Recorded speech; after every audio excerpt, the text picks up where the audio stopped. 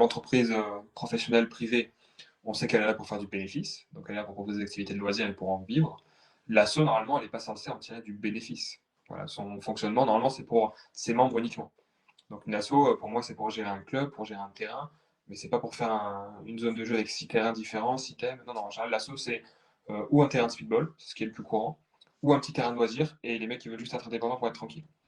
Mais en gros, les cotisations et tout ça, c'est pour payer le coût de l'association et pas plus.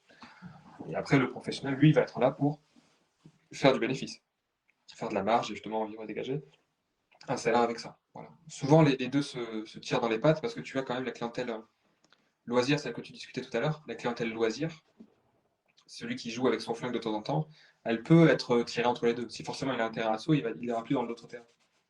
Mais honnêtement, pour les terrains pro, c'est pas cette clientèle-là qui va te faire gagner beaucoup. Ou alors il faut en avoir vraiment beaucoup sur des big games ou alors très très souvent. Donc il y a des terrains pour qui ça va être embêtant, il y a des terrains pour qui ça va pas être embêtant. Mais après, à l'inverse, il faut que l'asso aussi prenne pas la place du pro. C'est-à-dire qu'une asso, c'est pour un truc associatif, c'est pour ses membres. Elle n'est pas là pour faire des EVG, des emplois de diversion, des anniversaires.